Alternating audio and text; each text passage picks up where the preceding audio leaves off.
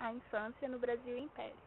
As crianças da elite viviam sob uma forte influência da cultura europeia.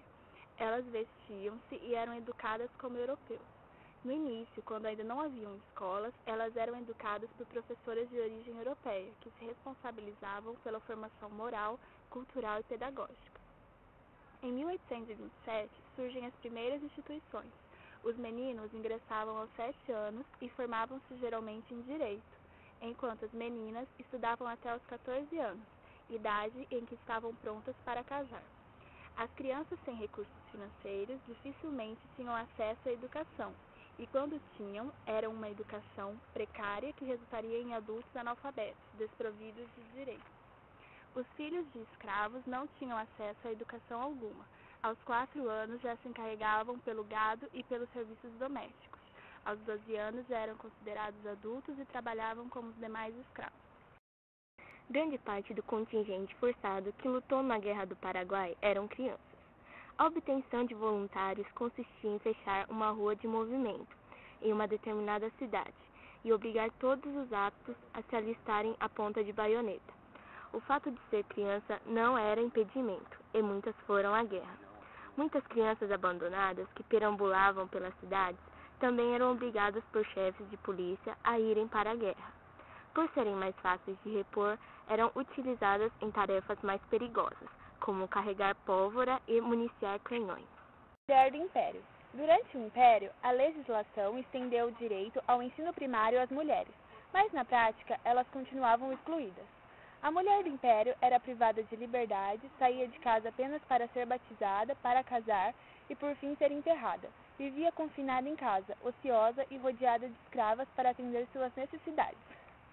Nesse período, eles acreditavam que a mulher tinha o cérebro frouxo e úmido, por isso eles falavam que ela não tinha a capacidade de aprender ciências exatas. A única função da mulher era a procriação. As mulheres que frequentavam a escola normalmente não aprofundavam seus estudos. Elas apenas recebiam uma base teórica para dessa forma conversarem com seus maridos se esses tivessem vontade. Algumas representantes dessa época, Maria Leopoldina, Princesa Isabel, Domitila, Marquesa de Santos, Carolina Krug Florence. Maria Leopoldina era de uma nobre família e uma das mais antigas dinastias da Europa.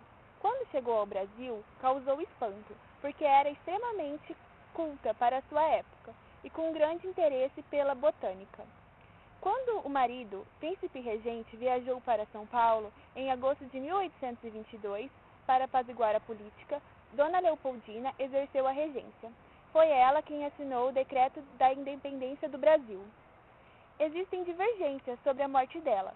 Uma das hipóteses é que ela tenha sido envenenada pela Marquesa de Santos.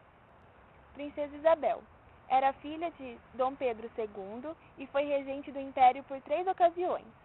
Ela assinou a Lei Áurea, que libertou os escravos. E ela participou de um severo programa de estudos com a Condessa de Barral. Carolina Krug Florence era uma alemã, nascida no dia 21 de março de 1828. Ela iniciou seus estudos com a idade de 6 anos. Frequentou um curso superior, dedicando-se principalmente às disciplinas de História Universal e Literatura. Ela foi enviada para a Suíça para dar continuidade ao que aprendera pelos seus pais, o que era um avanço, pois ela era mulher e seus pais deixaram ela viajar sozinha. Após seus estudos, ela voltou para a casa de seus pais. Devido a tempos difíceis, os pais de Carolina, juntamente com ela, vieram para o Brasil, em 1852, onde já residia um irmão, Jorge Krug. Em 1854, Carolina se casa com Hércules Florence e inaugura o colégio em conjunto com seu marido, Hércules Florence, o Colégio Florence. Ela era uma mulher moderna para sua época, pois dava aulas, dirigia uma escola e cuidava dos 7 filhos e dos filhos do antigo casamento do marido.